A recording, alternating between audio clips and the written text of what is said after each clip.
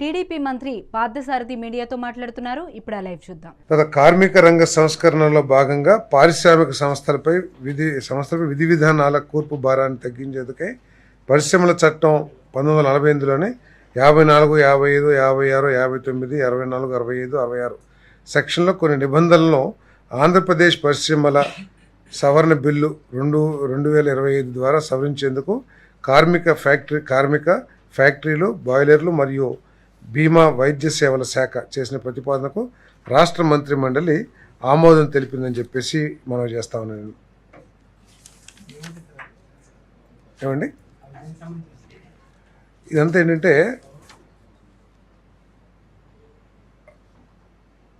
మన employment of ఉమెన్కి సంబంధించి ముఖ్యంగా ఉంది. దీంట్లో ముఖ్యమైన ఏంటంటే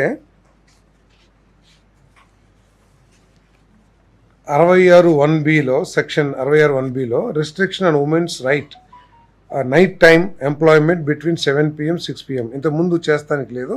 ఇప్పుడు వాళ్ళు women may work during night time with safeguards like consent, transport, security and CC surveillance.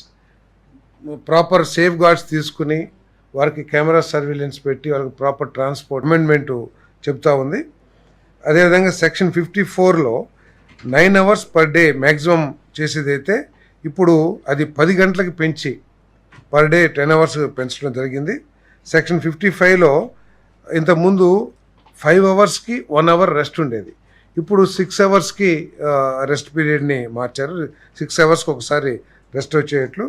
అదేవిధంగా section 56 maximum spread over 10.5 hours అయితే ఇప్పుడు ఎక్స్టెండెడ్ టు 12 hours, అంటే మొత్తం 12 hours దాకా పనిచేసే అవకాశాన్ని కల్పిస్తూ ఉంది. అదేవిధంగా ఓవర్ టైం సెక్షన్ 64 ప్రకారం ఇంతకుముందు 50 కానీ 75 గంటలు కానీ మాత్రమే ఓవర్ టైం చేస్తానికి అవకాశం ఉండేది. బట్ ఇప్పుడు 144 hours 144 hours per quarter.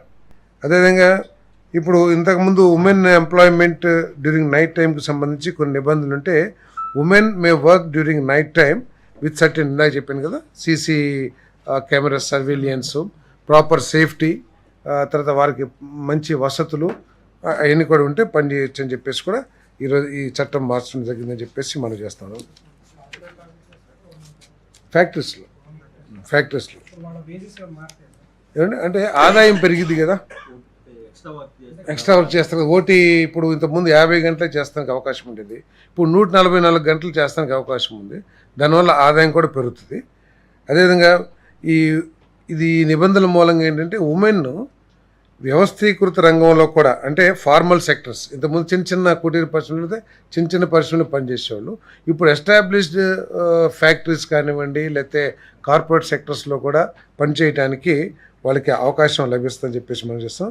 Empowers women economically and promotes gender inclusion in industrial growth, అంటే పారిశ్రామిక అభివృద్ధిలో లింగ వివక్ష లేకోకుండా అందరికి కూడా అవకాశం కల్పించే విధంగా, తర్వాత ఉమెన్ సాధికారత కూడా లభిస్తుందని చెప్పేసి దీని ఉద్దేశం అని చెప్పేసి తెలియజేస్తాను.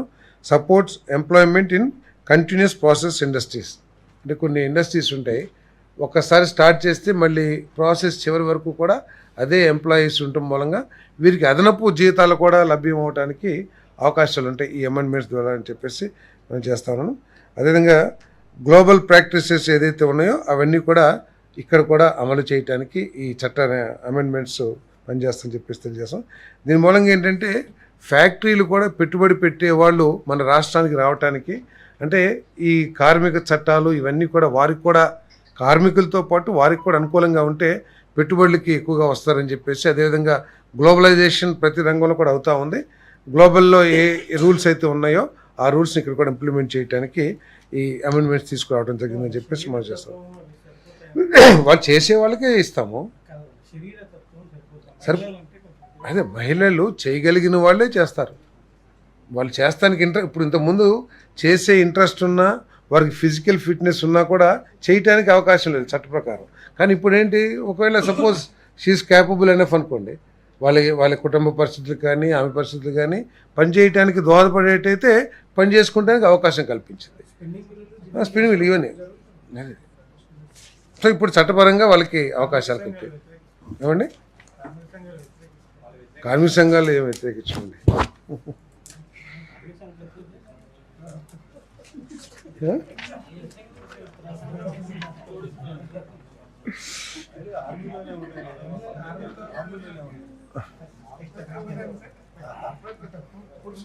అంటే ఇప్పుడు ఇక్కడ కూర్చుంటే ఇద్దరే కనబడతారు. కొద్దిగా ఎక్కువ మహిళలు కూడా ఈ రంగంలోకి వస్తానికి పత్రికా రంగంలో కూడా వచ్చే అవకాశం కూడా ఉండొచ్చు. విశాఖపట్నంలోని హరిత హోటల్ యాత్రి నివాస్ ఆధునీకరణ చేపట్టిన పనులకు ఇప్పటికీ సవరించి అమలుపరిచిన పరిపాలన అనుమతులు ధృవీకరించేందుకు యూత్ డెవలప్మెంట్, టూరిజం మరియు సాంస్కృతిక శాఖ చేసిన ప్రతిపాదనకు రాష్ట్ర మంత్రిమండలి ఆమోదం తెలిపింది. మన విశాఖపట్నంలో యాత్రి నివాస్ ఉంది. గత ప్రభుత్వంలో దాన్ని రెనోవేట్ చేయాలని చెప్పేసి, లేకపోతే కొంచెం రూమ్స్ని రీఫర్బిష్ చేయాలని చెప్పేసి 4.5 కోట్లతో బడ్జెట్ ఆమోదించి ఆ కార్యక్రమాలు ప్రారంభించిన తర్వాత దాన్ని 13.5 కోట్లకి పెంచేశారు. అవసరం ఉంటే పెంచితే తప్పులేదు, కానీ దానికి ఎటువంటి అనుమతులు, బోర్డు అనుమతి కానివ్వండి లేదా ప్రభుత్వ అనుమతి కానివ్వండి, ఏది లేకోకుండా నోటి మాటనే ఉత్తర్వులుగా తీసుకుని 13.5 కోట్లు ఖర్చు పెట్టి దాన్ని రెనోవేషన్ చేసేసారు. ఇప్పుడు అంటే గత ప్రభుత్వం ఏ విధంగా నిబంధనల్ని కానివ్వండి, లేకపోతే వ్యవస్థలను కానివ్వండి, రూల్స్ కానివ్వండి, ఏ విధంగా లెక్క చేయని తనంతో పనిచేసిందో ఇటువంటి ఇవన్నీ ఉదంతాలన్నీ కూడా అద్దం పడుతున్నాయని చెప్పేసి మనం చేశాను. ఇప్పుడు దాన్ని ఈ ప్రభుత్వం రాటిఫై చేయాల్సింది. ఖర్చు పెట్టింది వాళ్ళు, నిబంధనలు అతిక్రమించింది ఆ ప్రభుత్వం, నిబంధనలు అసలు తొంగలో తొక్కింది ఆ ప్రభుత్వం.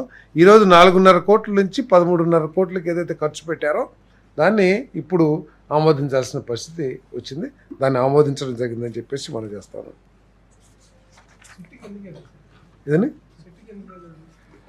ఎంక్వైరీ చేశారు. ఎంక్వైరీ చేస్తే వాళ్ళు డెవలప్మెంట్ చేసిందంతా కూడా వాస్తవమే, ఖర్చు అయిందంటే రేట్లలో కొద్ది తేడా లేదా ఉన్నా కూడా దాని ప్రకారం చేశారని చెప్పేసి ఎస్ఎస్ఆర్కి రిస్ట్రిక్ట్ చేస్తూ రికమెండ్ చేసింది. వాళ్ళు ఏంటంటే వాళ్ళు ఎక్స్ట్రా పేమెంట్, ఎక్స్ట్రా రేట్లు అవి పెట్టుకున్నా కూడా ఎస్ఎస్ఆర్కి లిమిట్ చేస్తూ ఆ పనులు జరిగినాయి కాబట్టి ఆ కమిటీ డెవలప్ చేసింది. ఏంటి అప్పుడు లేవు, అసలు అప్రూవల్స్ ఏం లేవు కదా. సో జరిగినాయి కాబట్టి ఒప్పేసుకున్నారు.